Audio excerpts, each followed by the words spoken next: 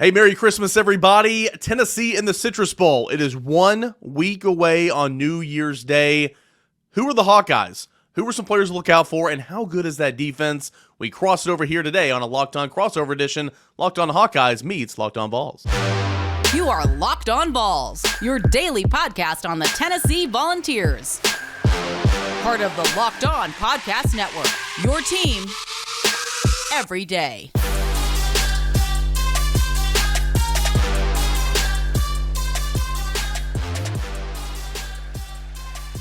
Hey, good Monday morning, everybody, and Merry Christmas. Welcome to Locked On Vols and Locked On Hawkeyes. I'm host Eric Kane, along with Trent Condon, and a very special episode here, Locked On Vols and Locked On Hawkeyes today as we cross over. We look ahead to the Citrus Bowl that's coming up in just 1 week away. This episode is brought to you in part by Prize Picks. Go to prizepicks.com/lockedon. Use the promo code LOCKEDON, and you get a first deposit match up to $100. That's daily fantasy sports made easy. So over the course of the next 30 minutes, we're going to talk about main storylines, opt-outs, key matchups, keys of the game, the lines over there at FanDuel Sportsbook, and of course, who have been some big-time opt-outs for this Tennessee offense and maybe this Iowa defense. So let's go ahead and get started. Main storyline, or let's go seasons to date first. Tennessee 8-4, Iowa 10-3. Trent, who is this Iowa club? I think from afar, we just sit here and say, all right, bad offense, great defense, low scoring. Tell me where I'm wrong here. Who is Iowa? Well, I think you certainly hit the bullet points. I mean, it's pretty simple. This is the worst offense in the country, and when you watch it up close and personal, there isn't anything that you're missing there. Not only the worst offense in the country, it is by a far margin. It has been hideous to watch at times. It has been amazing, though, that they've been able to do this and be able to do this really over the last 3 years. You look at the offensive production from this program and what they are and what they be. 3 years ago, they were number 2 in the country in the middle of the season before the wheels fell off and the offense fell off. But it starts with the defense. I mean, that's what you have to know about this squad. They lost a ton last year. They lose Lucas Van Ness to the NFL in the first-round draft pick to the Packers. They lose their middle linebacker, Jack Campbell, a first-round draft pick as a middle linebacker. No, it's not 1987, in 2023. And they lose those two guys, 4 other starters, all those guys in the NFL right now, and they come back with another great defense. And that obviously goes to the defensive coordinator and Phil Parker. He, for the first time in his career, won the Broyles Award, something that was well overdue as assistant coach of the year in college football. What he's able to do and do it at a level without an offense that helps him out at all, it's absolutely incredible. But offensively, you think, well, are they going to hit a big play? No, it doesn't happen. It is as bad as you could possibly imagine offensively. It is, could they make a big run play? That's about it. There's no sustainability in drives. There's no ability to hit big plays. It is a whole lot of yuck out there offensively. So what you see is what you get. If you just know the narratives of Iowa football, they don't lie. They're narratives for a reason. It is very, very ugly on one side of the football and a whole lot of fun on the other. What can you tell us about the Tennessee side and the storylines?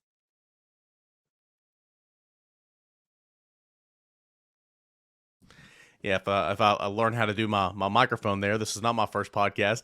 The Tennessee side, if you just think of, Josh Heupel and the Tennessee offense the last couple of years, you would think throwing it all over the place, super efficient, one of the best offenses in the country. Unfortunately, that was not the case this year.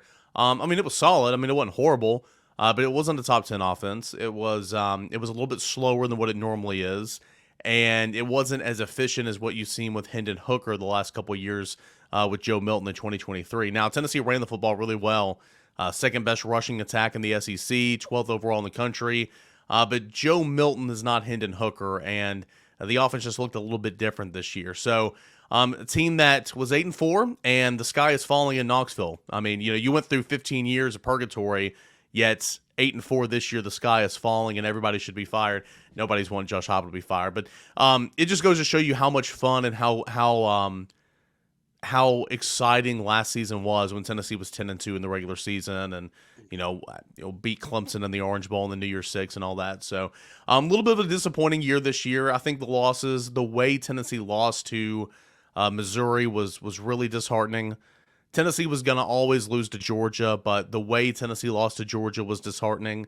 Tennessee fell flat on its face early in the season and lost to Florida, where Florida's not a good football team, and so that's upsetting, and you held a 20-13 lead, or you had a 20-7 lead on the road at Alabama at halftime, and you gave it up. So missed opportunities and everything, and I think that's kind of the storyline for Tennessee, this year. So we'll see what happens. I do want to mention real quick as we move on here in segment number one, some main storylines for Tennessee would be who's going to be playing. A lot of guys have entered the transfer portal. I'll get to that in a moment, but kind of on those storylines, I think it's, could Iowa see Nico Iamaleava, the prize 5-star prospect at quarterback for Tennessee? At the time of this recording, Joe Milton's planning on playing. It's his home is Orlando. He wants to go back home and play in front of his family and friends. But could we see Nico and Joe play a little bit for Tennessee? I don't think that's too far-fetched. I think Iowa might have to be ready for a little bit of Nico in this football game, which I think could be exciting.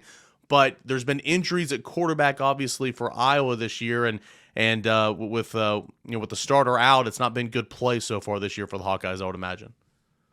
Yeah, Cade McNamara came in as a starter. He was coming off an injury season a year ago at Michigan. 2 weeks before the season opener, he goes down with the injury as he was just running in an open practice. Our only open practice in August. You get this new shiny object. Everybody's excited. Cade McNamara taking Michigan to the playoff. Here we go. We got a competent quarterback. And then he gets hurt. And he plays injured through the first month of the season, then tears his ACL in the game against Michigan State. And then since then, it has been Deacon Hill, another guy that came in as a transfer, a guy that was at Wisconsin and was number 4 there. Look, this was never a guy that anybody anticipated was going to play. He played and has, frankly, played poorly. He is a turnover machine, fumbles, interceptions. He's got a big arm. He's also a big, big man. He is a lightweight, Jared Lorenzen, if you will, going back in the day. He is a thick boy out there playing the quarterback position. And to be frank, he's just not very good. He's not very talented. Kirk Ferentz, in his stubbornness, decided not to go with anybody else. He has one of the weirdest things with quarterback and making a quarterback change that I've ever seen. In a quarter century now of watching him as the head coach for the Iowa Hawkeyes, I don't know if he was spooked early in his career. Brad Banks was a guy that went on to, in their 4th season as a program, finish runner-up in the Heisman Trophy in 2002. The year before that, though, he was very reluctant to play him over Kyle McCann, who was a fine quarterback, but obviously not the Heisman runner-up. And it's continued during the 25 years. Just a lot of head-scratching ones. You saw Deacon Hill be one of the worst quarterbacks I've ever seen at the Division I level, and he wouldn't go with any of the young guys. Joe Labus won the bowl game a year ago against Kentucky as a starter. He couldn't get any run. They got a true freshman, 4-star kid from New Jersey, Marco Lainez, never went to him. It's weird. It's confounding. And don't expect to see any of those young guys for us. No, that's not going to happen over in Iowa City. We don't do things like that, except to see the big man, Deacon Hill, out there all 4 quarters, no matter how ugly it gets. So quarterback play should be a storyline either way. Again, at the time of this recording, expecting Joe Milton to play. But I also think Nico Iamaleava could get some series and could work in there, because I think this would be a great springboard for him to sprint into 2024, and we'll see exactly kind of what that breakdown looks like. But for Iowa, Deacon Hill, 1,096 passing yards on the year, 5 touchdowns, 6 INTs, 49% completion so far this year. Should be the big man Deacon Hill for the Hawkeyes. Hey, when we come back, we are going to take a look at some key matchups. The defense for Iowa, how good is that defense, and who's going to be out there on the field to play? All that and more coming up next right here on Locked On Crossover Edition, Locked On Vols and Locked On Hawkeyes. I want to tell you about our friends over there at eBay Motors. Passion, drive, patience. What brings home the winning trophy is also what keeps your ride or die alive. eBay Motors has found everything you need to maintain your vehicle with leveled up to peak performance. From superchargers, roof racks, exhaust kits, LED headlights, and more, whether you're into speed, power, or style, eBay Motors has got you covered. With over 122 million parts for your number one ride or die, you'll always find exactly what you're looking for at eBay Motors. Plus, with eBay's Guaranteed Fit, you're guaranteed to fit your ride every time. If not, your money is back. With over 122 million parts to choose from, you'll always get exactly what you need for your number one ride or die, because with eBay Motor, you're burning rubber, not cash. Keep your ride or die alive today at ebaymotors.com. Eligible items only. Exclusions apply. eBay guaranteed fit. Only available to U.S. customers. More with Locked On Crossover coming up next right here on the show. All right, we welcome back in here to Locked On Vols and Locked On Hawkeyes. I'm Eric Kane, Trent Condone, and we are looking at Tennessee and Iowa in the Citrus Bowl coming up, and that is a week from the day. You can hardly believe it. Want to wish everybody a Merry Christmas. Now, tell me how good you talked about your quarterback, Deacon Hill, all right? Tell me how good this Iowa defense is. I mean, coming out of the regular season, these are national ranks. 4th in scoring defense. Let's see here. Yeah, 4th in scoring. I mean, giving up less than 2 touchdowns a game. You're 5th in total defense, 9th in passing defense, 13th in rushing defense. I mean, it's really, really good. What's the strength of this defense, and what are some things that are going to give Tennessee's quarterback some issues in this one? It's strong all the way through. I think that's where you have to start with things. Now, also the caveat needs to be said. Remember, Iowa played in the Big Ten West. Not exactly a place with a whole lot of high-flying offenses out there, and this is going to be obviously something completely different in Tennessee than they've seen all season long and really over the last couple of seasons. Ohio State runs up tempo. Purdue did under Jeff Brom the year before he departed for Louisville, but it's just not something they've seen a ton. Not a whole lot of great offenses. That does have to be something that you talk about, but you start up front with their defensive line. There's not a star, there's not an edge rusher that's getting to the quarterback, 12, 13 sacks, anything like that. But they are just so fundamentally sound. And it's something, if you're a big football fan, you're a Tennessee fan, and you're watching this game, and you're just like, how? I don't see, there's not like Lucas Van Ness, a first rounder from a year ago. There's not that guy. How do they do that? Look at the way they do simple things, hand placement, the way they line up, the way that they absolutely play fundamentally sound football. It's a little boring unless you're a football nerd, but it is absolutely exquisite if you like to dig deep. That's what Iowa does, and that's what they do up front. Logan Lee, he's a guy, a fifth-year guy, been married for a couple of years. He'll go off and give it a shot at the next level in the league after this season in the middle. Just another one of those fundamentally sound players. Deontay Craig was a little bit of a disappointment. In a reserve role a year ago, he had 6.5 sacks. He's a guy that could get to the quarterback. He's been banged up all year. I'm really interested to see kind of what juice he has up front. Deontay Craig, he's a guy that can get to the quarterback really quick off the edge with some power too. He'll be fun one to watch out there. At the next level, the linebacker crew, Nick Jackson, his 4th consecutive 100 tackle year. He started his career at Virginia, his final season here with the Iowa Hawkeyes.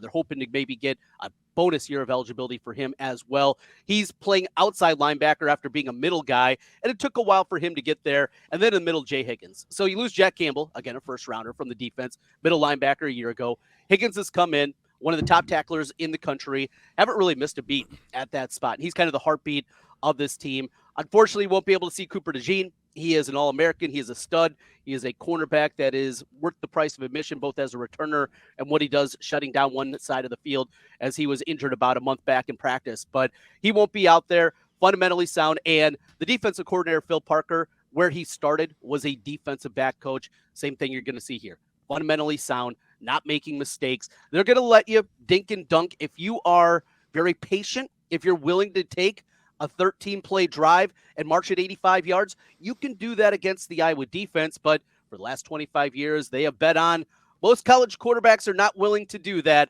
They're going to take a shot. They're going to make a mistake, and that's when Iowa makes them pay. What Tennessee's going to do is that they're going to throw screens. They're going to throw screens, and then they're going to take a shot. So that's what Joe Milton does. Even with Hendon Hooker, that's what this offense did. The screen game's always been a big part of this offense. So I'll be intrigued. I mean, I'm one of those football nerds that loves defense, so I'm pumped up. I mean, I cover Tennessee. I don't get to watch a lot of Iowa football, so I'm pumped up to watch this defense get after it. And I'm pumped up to see how this defense kind of alters and adjusts to this up-tempo offense for Tennessee, because, you can say teams run up-tempo, but, Tennessee's up-tempo is a little bit different for sure. When talking about storylines for Tennessee, it's kind of like who's going to be out there. And as you gave the rundown on defense, I'll give the rundown on Tennessee's defense. What you've researched for Tennessee in the regular season about Tennessee's secondary, wad it up and throw it in the trash, because no starter from Tennessee's secondary is going to be playing in this football game. You've got Kamal Haddon, who was on his way to an All-American season. He's injured. He's been out for about half the season. That's unfortunate. Danico Slaughter, cornerback, transfer portal. You've got I take that back. Gabe Judy-Lawley is going to play in this football game, so you'll have one cornerback that plays in this game. He'll be out there. But Tamari McDonald in the transfer portal, he's a star player. Wesley Walker, who's a safety, injured. He wasn't going to play anyway. He's in the transfer portal. Jalen McCullough is going to be in this game, so you'll have two veterans there. But it just feels like the entire room is out. But so you'll have Gabe Judy-Lawley and Jalen McCullough at corner and safety, and that's pretty much it. You had a lot of turnover in the defensive backfield. So that's kind of the storyline. I expect a true freshman to be starting at the other cornerback opposite of Gabe Judy-Lawley, and that's Ricky Gibson. I expect a reserve and Andre Turrentine to get the start at safety.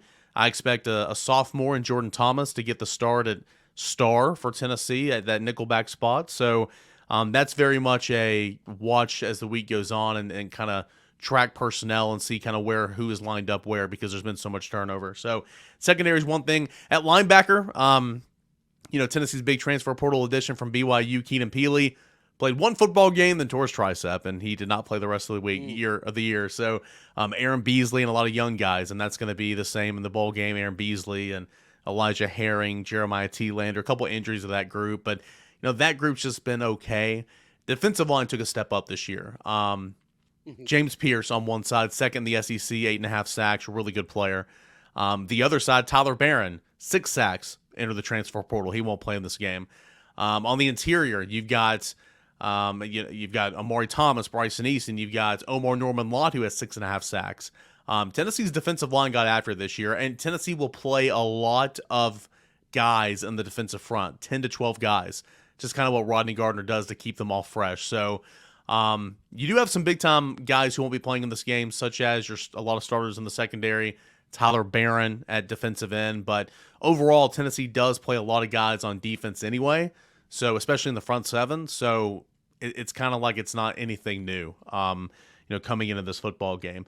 I do want to hit the reset here. When we come back, we'll get into keys of the game, score predictions. We'll take a look and see what FanDuel thinks about this football game. All that and more. That is coming up next right here on Locked On Vols and Locked On Hawkeyes.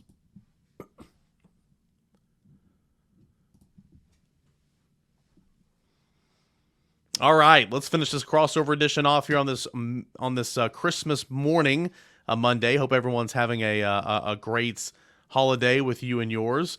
FanDuel has Tennessee as an 8.5-point favorites with the total. Goodness gracious! And again, Tennessee's scoring's been down this year. They led the nation in scoring last year at 46 points a game, and they're way down there at like 31 points per game this year, I believe. But the total for this game is 36.5. Goodness gracious. I don't think I've ever seen. You're probably used to those low totals. I'm not. What do you think about that? Tennessee being an 8.5-point favorite and the total being at 36.5. It seems high because we've had totals now in the 20s for the better part of a month. During the month of November, the numbers were down there. We're talking historic lows. And here's the thing. Every single time, they'd hit under, including in the Big Ten championship game. Now, that one was aided by Iowa not putting anything up on the board, and that's been the case, unfortunately, against the two good opponents that they face during the course of this season with the goose egg against Penn State and Michigan.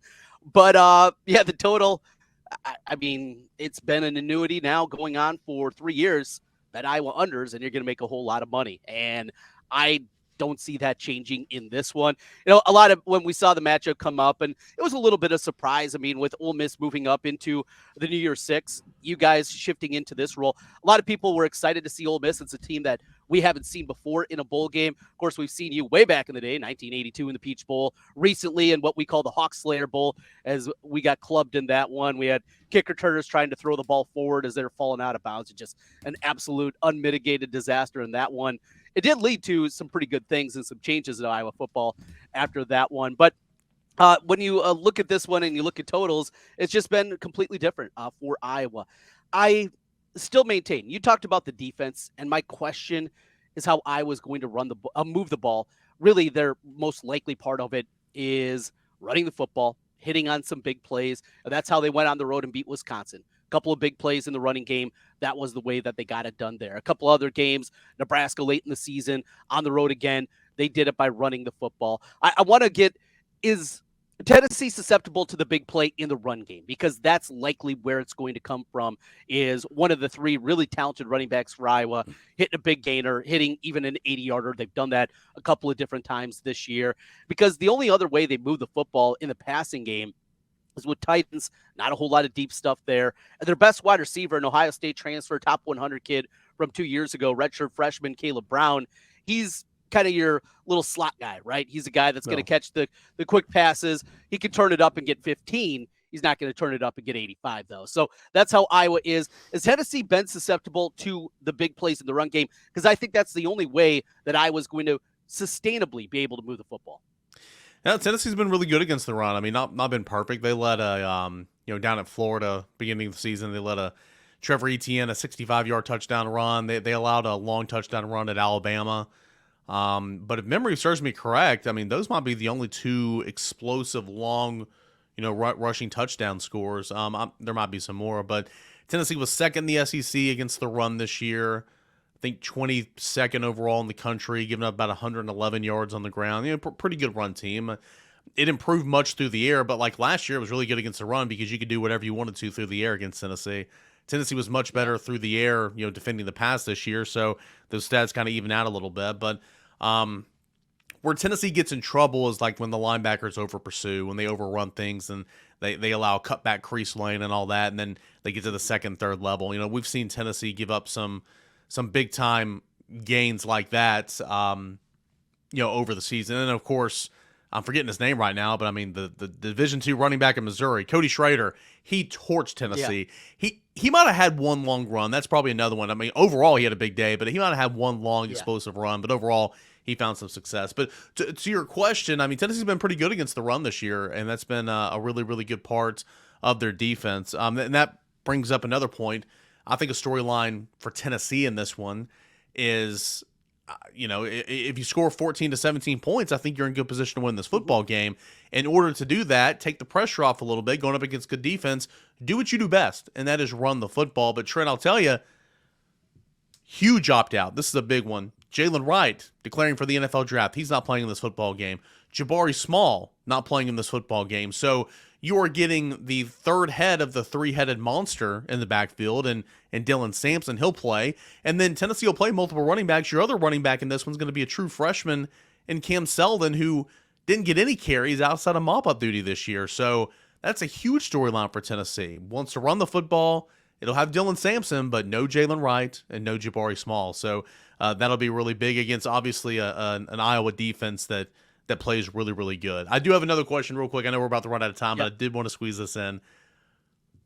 Let's give the people what they want. Tell me about your punter, because he, Troy Taylor, correct? Is that his name? Tory Taylor, yep. Tory Taylor. Ray Guy Award winner, which is given out to the nation's best punter. Really, really good.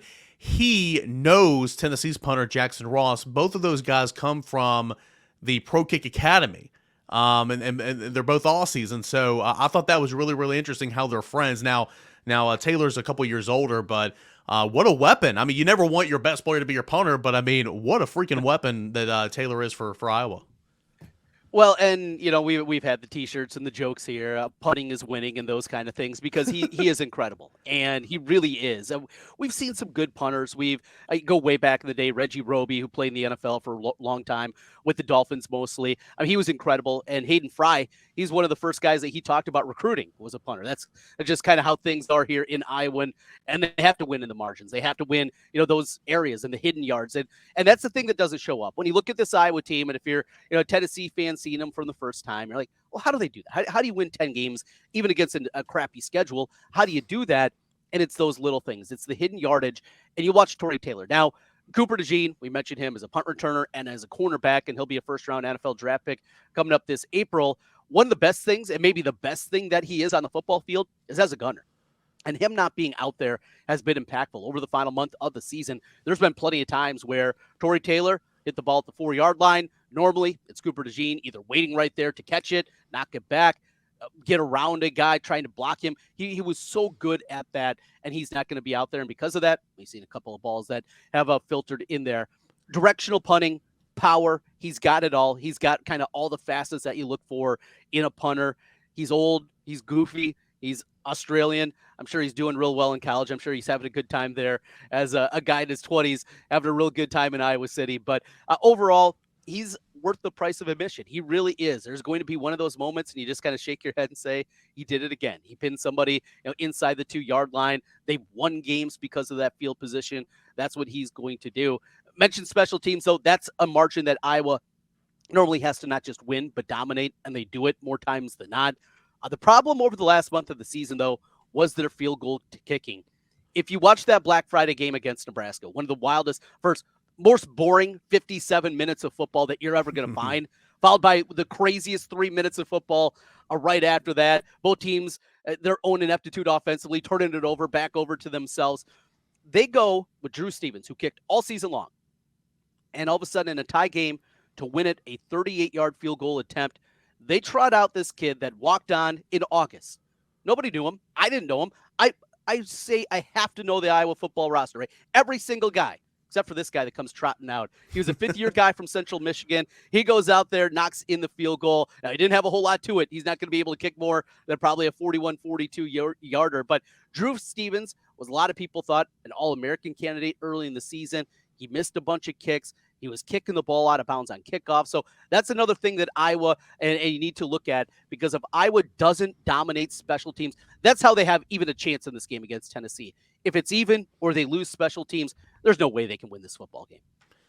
Yeah, I mean, if you're not going to win 2 of the 3, if you're going to be so poor on one third of the phase of the game, and that's offensively, you've got to make up for it, and you do defensively, and you got to be decisive on special teams. You're going to win football games, and obviously Iowa is, because Iowa's won 10 games routinely up there, despite having a lackluster offense, to put it mildly.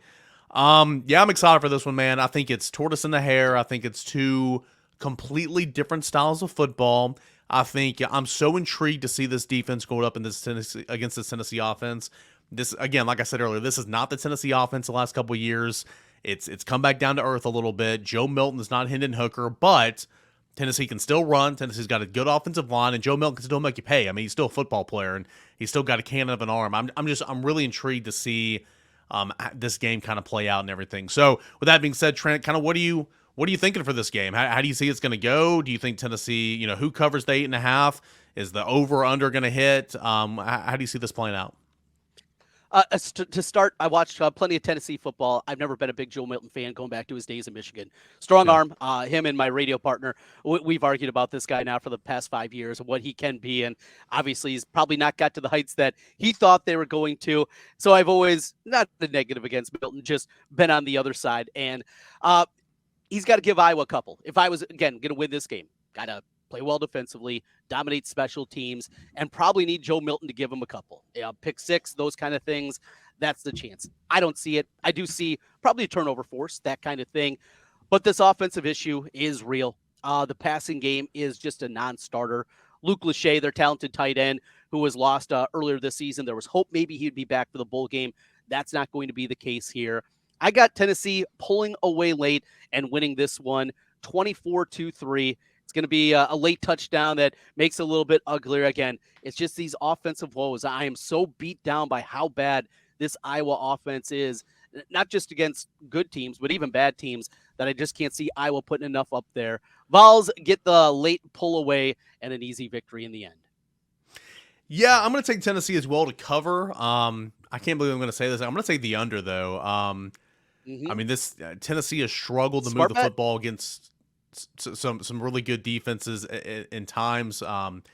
There was against Texas A&M, Tennessee won 20-13. Joe Milton threw for 100 yards. Tennessee ran for 200 and got a special team score. So, it was one of those where, the offense was nowhere to be found, or the passing offense was nowhere to be found, but everything else, really kind of enabled that win. I don't think it'll be to this degree, but I think special teams are going to have to help out Tennessee, and I think Tennessee's defense is going to have to help out as well. I don't think it's going to take a whole lot of scoring to win this football game, but I do think it's going to be challenging, obviously, because Iowa is so good on the defensive end. Give me Tennessee to win 21-10. 21-10, so the under still in play. Tennessee covers the 8.5, and we will see what happens. Eric? Say what? 5 safeties for the Hawkeyes? Yeah, maybe so. Maybe so. Boy, wouldn't that be a storyline? All right, man. Had a blast. Hope you have a Merry Christmas. Hope everybody listening and watching us has a Merry Christmas. This has been a Locked On Crossover Edition. He is Trent Condone, Locked On Hawkeyes. I am Eric Kane, Locked On Vols. Merry Christmas, everybody, and we'll see what happens Tennessee and Iowa, the Citrus Bowl on New Year's Day.